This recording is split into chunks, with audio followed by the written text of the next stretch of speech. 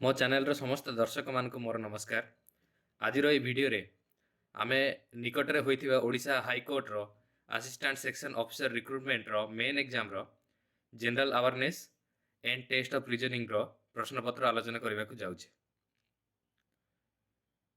ASO exam रो main exam एबे निकट 21 नवेम्बर 2021 रे अनुष्ठित होइथिला। एठारे general awareness and test of reasoning रे 61 क्वेश्चन आस्तिला। आमे ए वीडियो रे संपूर्ण भाव में से प्रश्न पत्र को आलोचना करवा। आपण जदि भविष्य में कौन एएसओ एग्जाम किंबा कौन गवर्नमेंट एग्जाम अपेयर करने को जाउछंती तेबे आपण को निश्चय सहायक हम। तेणु आम विलंब न करी प्रश्न पत्र आलोचना करवा। हमार प्रथम प्रश्न थिला write the full form of the following abbreviation RTPCR, NCRB, NALSA, POCSO and TRIPS. जेहेतु ए कोविड-19 पैंडेमिक चलची आरटीपीसीआर रो फुल फॉर्म आस्तिला। आरटीपीसीआर रो फुल फॉर्म हैला reverse transcription polymerase chain reaction. NCRB रो फुल फॉर्म हैला national crime record bureau. NALSA रो फुल फॉर्म हैला national legal service authority. And POCSO जोटा के बे करंट न्यूज रे थिला 2-3 सप्ताह पूर्व। पॉक्सको रो फुल फॉर्म हैला prevention of child from sexual offence act. And TRIPS रो फुल फॉर्म हैला trade related aspects of intellectual property rights. द्वितीय प्रश्न who established Gajapati dynasty of Odisha. यार सटीक उत्तर है एम्परर कपिलेन्द्र देव। कपिलेन्द्र देव गजपति डायनेस्टी रो प्रतिष्ठाता थिले। से 1434 मसीह या एस्टाब्लिश करथिले। कपिलेन्द्र देवंको समय रे Gajapati dynasty Andhra Pradesh, west Bengal, eastern and central part of Madhya Pradesh और झारखंड रीजन को नहीं गठित थिला। तृतीय प्रश्न who was the finance consultant of Akbar's court. आपण मैंने जानी अकबर निज कोर्ट रे नवरत्न को रखी डे टू डे प्रशासनिक एक्टिविटी रे हेल्प करने से भितर राजा टोडरमल थिले फाइनेंशियल मैटर को अकबर को कंसल्टेंसी देवाई। आ यार उत्तर है राजा तोदरमल से फाइनेंशियल अफेयर्स रिलेटेड जिनिस रे अकबर को सहायता करथिले।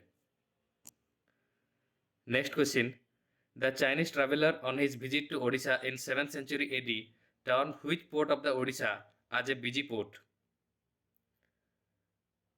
Chinese traveler 7th century Hiuen Tsang Odisha को विजिट करथिले। आउ से चेलीटोला पोर्ट जोटा कि चंद्रभागा उपकूल रे अछि से पोर्ट को से बिजी पोर्ट रो आख्या देथिले। फिफ्थ क्वेश्चन तक्षण was associated with which occupation of Vedic age. Vedic age रे तक्षण को केउ ऑक्युपेशन सहित तुलना करा जायछि। आर सठिक उत्तर है कार्पेंटर माने बढ़ई। Six question the university of Nalanda was set up by which ruler. Nalanda university केउ राजा द्वारा स्थापन करा जायथिला। आर सठिक उत्तर है कुमारगुप्त वन। से जने गुप्त डायनेस्टी राजा थिले। आउ नालंदा यूनिवर्सिटी 5th सेंचुरी रे एक बहुत नामी नामी विश्वविद्यालय थिला पूरा विश्वर। The working class people were referred as what in Marxism theory. Karl Marx तांको थ्योरी रे वर्किंग क्लास पीपल को प्रोलेटारिएट बोली कहिथिले। आर उत्तर हला proletariat. Next question when was the Satyashodhak Samaj was found. Satyashodhak Samaj केबे गठित होइतिला। सत्यशोधक समाज गोटे सोशल रिफॉर्म सोसाइटी थिला जोटा कि ज्योतिबा फुले पुणे महाराष्ट्र रे तैयारी करथिले। तार सटीक उत्तर है 24 सेप्टेम्बर 1873।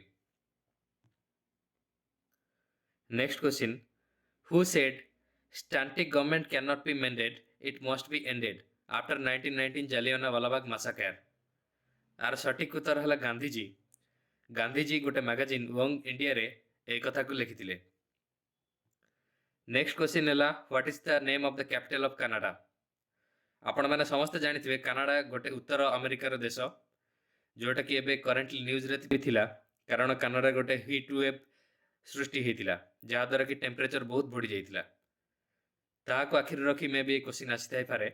आर सटीक उत्तर है ओटावा।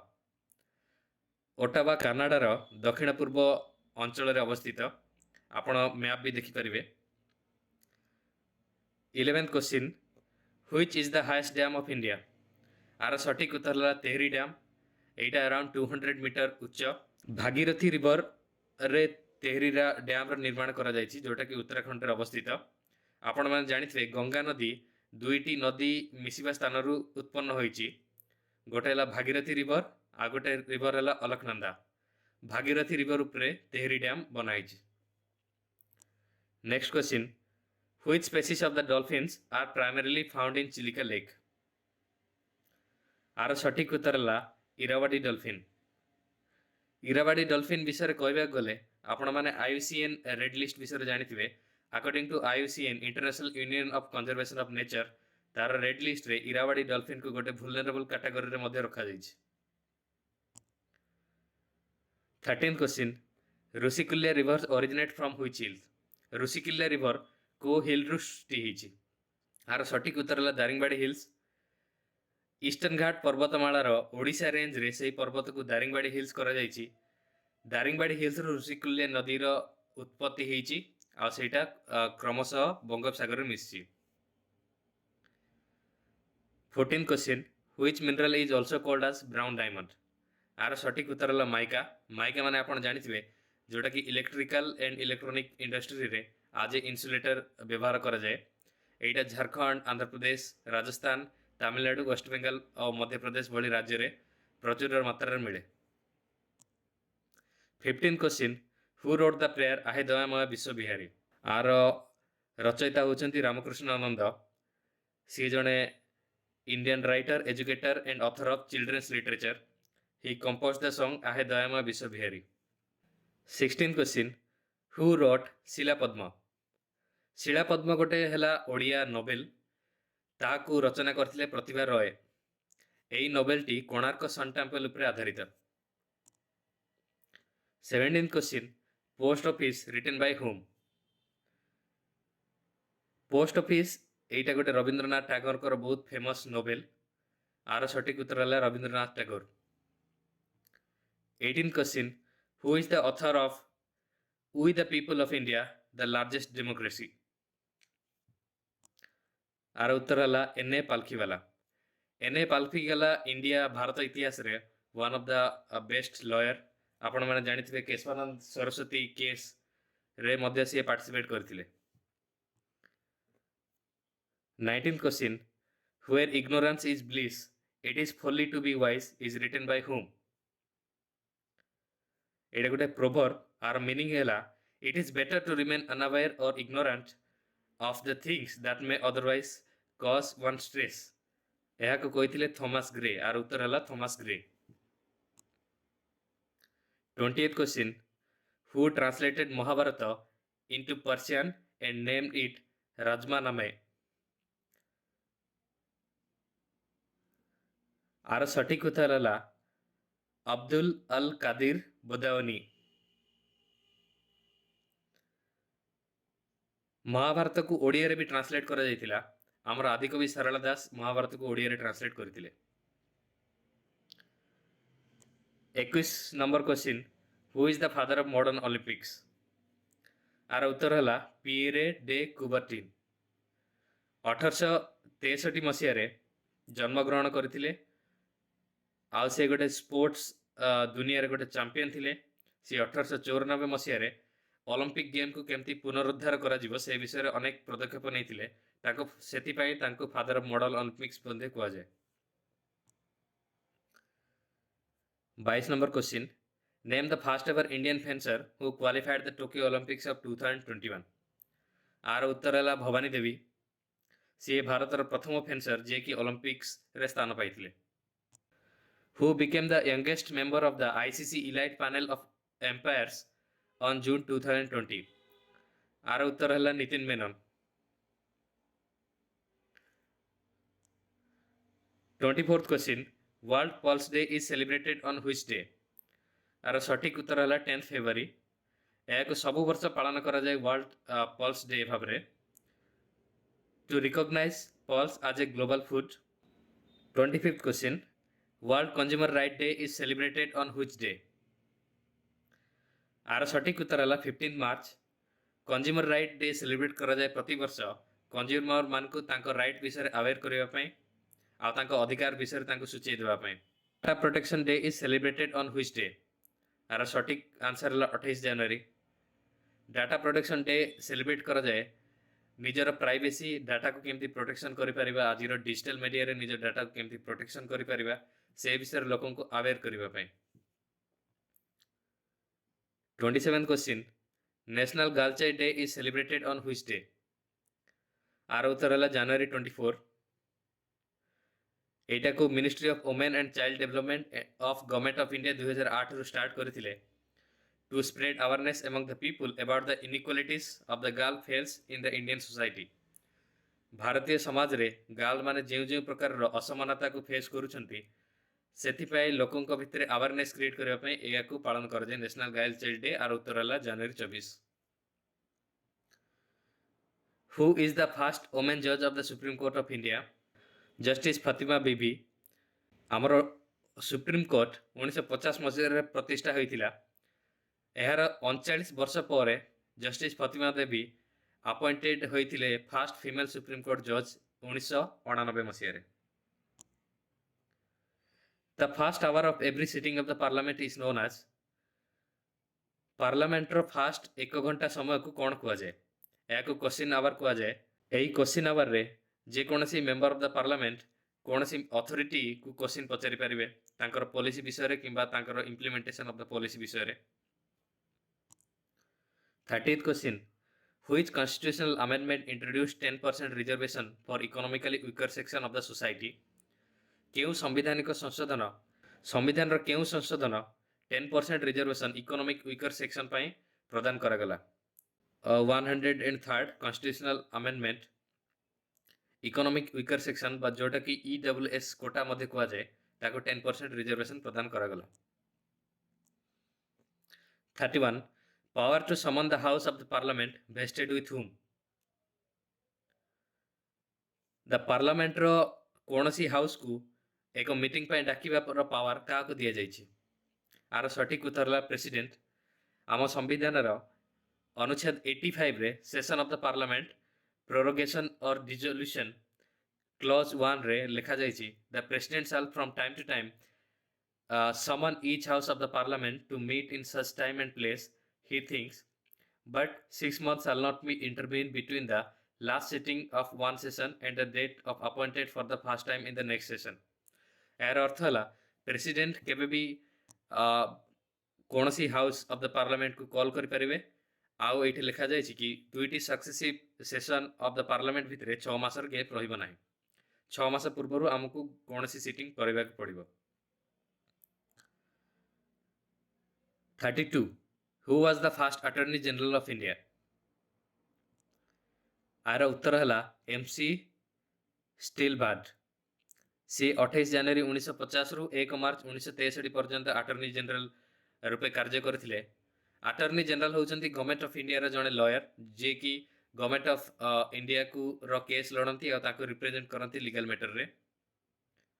सीए जेतेबेले आम प्रधानमंत्री जवाहरलाल नेहरू थिले सेतेबेले से अटॉर्नी जनरल आकार रे काम करथिले। 33 when was the ministry of tribal affair created? Ministry of tribal affair create करा जायतिला 1969 मसीह रे। ता पूर्व ministry of social justice and empowerment थिला, किंतु आमे अधिक फोकस शेड्यूल ट्राइब लोक मान को विकास रे देबा पई ministry of tribal affair create कर जायतिला ताको डिवाइड करके। 34 who was the first chairperson of the national commission for women? National commission of women रो प्रथम चेयरपर्सन किए थिले? आर उत्तर है Mrs Jayanti Patnaik. 35 which article of the constitution declares supreme court of India to be the court of record? संविधान रो केउ अनुच्छेद रे लिखा जायछि कि सुप्रीम कोर्ट आज a court of record? Court of record विषय कहबाक चाहिए। कोर्ट ऑफ रिकॉर्ड रो अर्थ है सुप्रीम कोर्ट रे जहाँ भी शुणानी होउछि तार जज माने जहाँ भी डिसीजन दउछंती सेटा को अन्य कोर्ट रो कोनोसी शुणानी बेले आज ए रेफरेंस को यूज कर जाई पारे, ए विटनेस किंबा कोनोसी रेफरेंस आकार रे। सेटा है कोर्ट ऑफ रिकॉर्ड। आर सटीक उत्तर है article 129। 36 how many countries are the members of the world trade centre currently? यही क्वेश्चन रे वर्ल्ड ट्रेड सेंटर को मु वर्ल्ड ट्रेड ऑर्गेनाइजेशन बोली मानुची कारण वर्ल्ड ट्रेड सेंटर गोटे बिल्डिंग सेठे सेमती किछि प्रकार रो हाउ मेनी कंट्रीज अछंती से विषय किछि इंफॉर्मेशन नाही किंतु जदि हम वर्ल्ड ट्रेड ऑर्गेनाइजेशन को नबा वर्तमान वर्ल्ड ट्रेड ऑर्गेनाइजेशन रे 164 मेंबर्स अछंती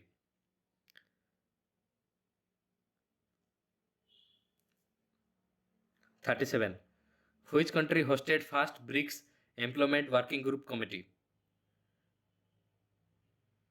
ब्रिक्स विषय कहवाक चाहिए ब्रिक्स गोटे है इंटर गवर्नमेंटल ऑर्गेनाइजेशन से माने कोऑपरेशन सहित कार्य करती निजर इकोनॉमिक इंटरेस्ट आ निज भितर मल्टीलेटरल इंटरेस्ट विषय काम करने ब्रिक्स रो employment working group meeting first BRICS रो एम्प्लॉयमेंट वर्किंग ग्रुप मीटिंग क्यों कंट्री आयोजन करथिला आर सटीक उत्तर है Bharat India 38 in which country the headquarter of NATO is situated NATO है नॉर्थ अटलांटिक ट्रीटी ऑर्गेनाइजेशन आर हेडक्वार्टर है ब्रुसेल म्युनिसिपालिटी ऑफ बेल्जियम आर उत्तर हम बेल्जियम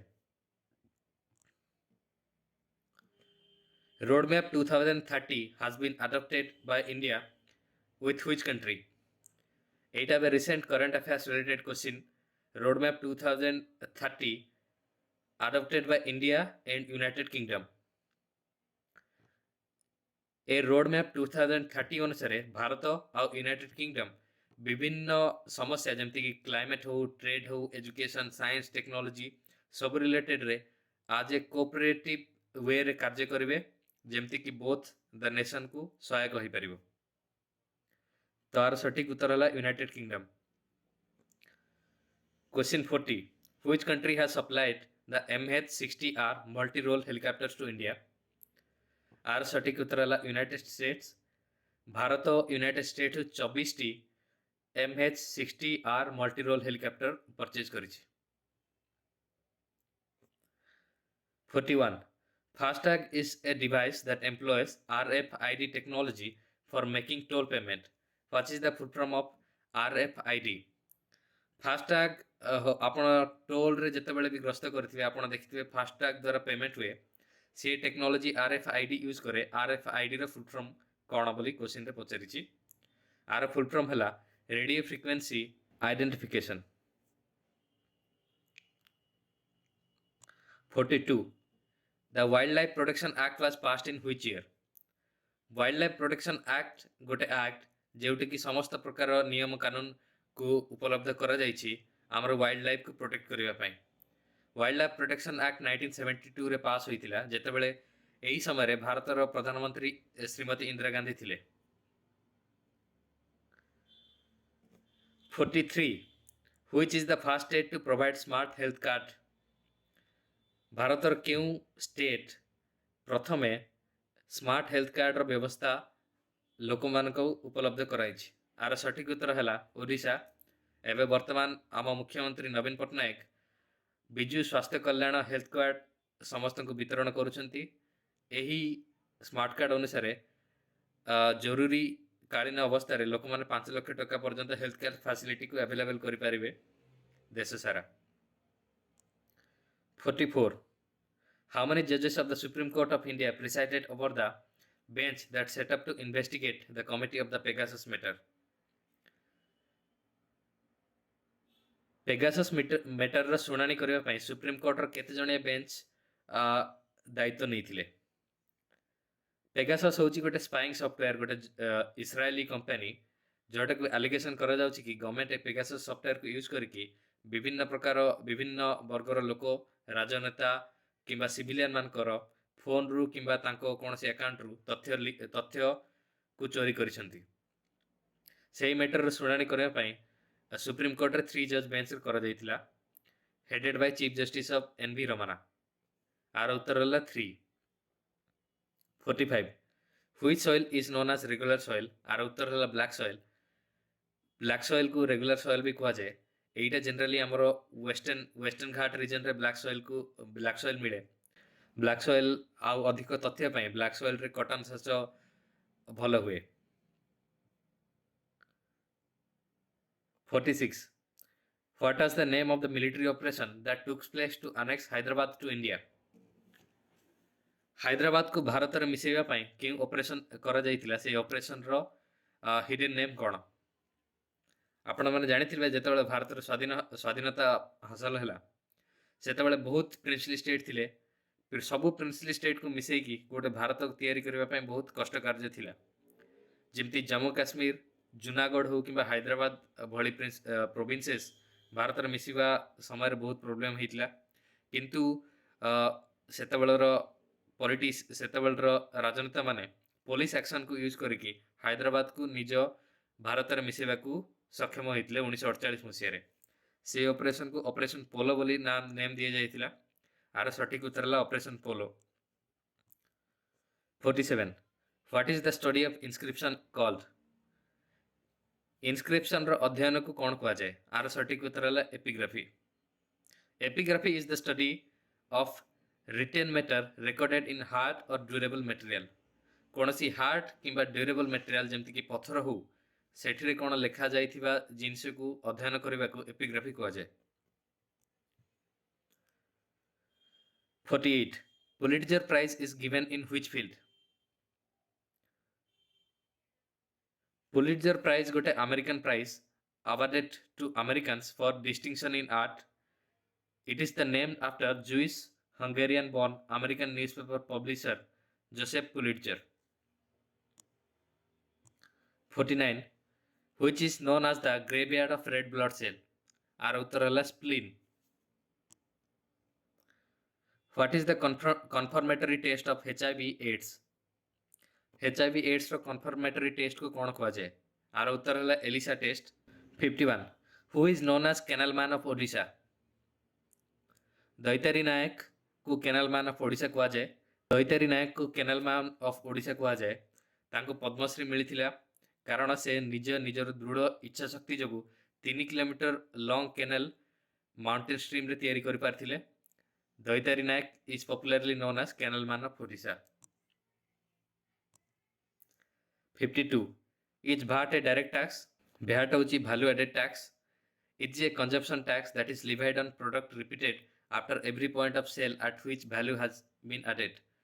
जे कोनसी हमरो गोटे जिनिसर प्रस्तुति ठू आरंभ करिकी तार सेलिंग पर्यंत समस्त स्तर रे किछि प्रकार वैल्यू एडिशन हुए। सब पॉइंट रे किछि वैल्यू एडिशन टैक्स इंक्लूडेड हुए सेटा को वैल्यू एडिशन टैक्स कहा जाए। एटा गोटे डायरेक्ट टैक्स नुह, एटा गोटे indirect tax. 53. Hydraulic lift is based on what principle? आर सटीक उत्तर है Pascal's law. When the sulfur seated with rubber the process is commonly known as, AE process को वल्कानाइजेशन कहा जाए जोटा कि गोटे केमिकल प्रोसेस जोटे कि रबर सल्फर सहित हिटिंग करा जाए 140 to 160 डिग्री सेल्सियस रे। 55. The term halitosis denotes what? हालिटोसिस होची गोटे ओरल हेल्थ प्रॉब्लम। तार मेन सिस्टम थाए बैड स्मेलिंग, आम मुखरु खराब स्मेल बाहर। 56. What is the freezing point of the water as per the Fahrenheit scale? Fahrenheit scale रे freezing point of water केते? आर उत्तर 32 डिग्री Fahrenheit। आपण निश्चय सेल्सियस डिग्री जानी थे 0 डिग्री सेल्सियस या को कन्वर्ट करि परिबे 9/5 इंटू सेल्सियस प्लस 32 डिग्री रे formula पकेकी। 57. India will achieve net zero carbon emission by which year as per the Prime Minister Modi address to climate summit in Glasgow? Bharat केबे net zero carbon emission को हासिल करिवो?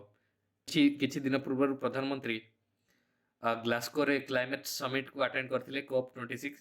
सेठारे मोदी पांचटी गोल को announce करथिले ताको पंचामृत मध्य को जाए। सेथि भितरु गोटे अमृत थिला नेट जीरो एमिशन। भारत सेठरे कहिछि कि 2070 सुधा India will attain net zero carbon emission. आर उत्तर है 2070। 58. Which strait lies between the Andaman Sea and South China Sea? Andaman सी और साउथ चाइना सी भितरे को straight pass करिछि।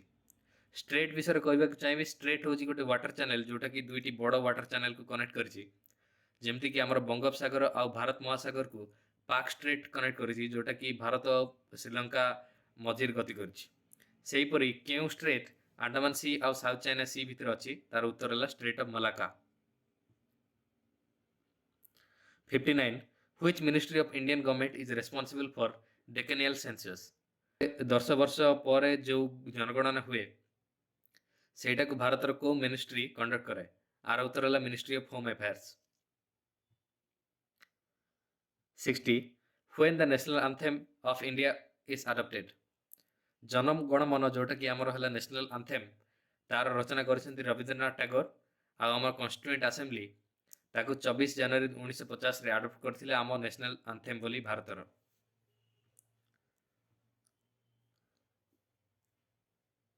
61 Mitra scheme which was announced in the recent union budget of 2021-22 is related to which sector?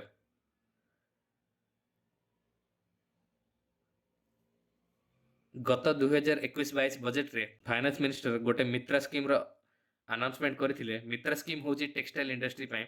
Mitra scheme अनुसार विभिन्न एक textile industry पय special economic zone तयारी करा जीवो जोटे कि टेक्सटाइल इंडस्ट्री पय रॉ मटेरियल हो तार प्रोडक्शन फैसिलिटी को एनहांसमेंट करबा पय वेरियस पॉलिसी इंप्लीमेंटेशन करा जीवो।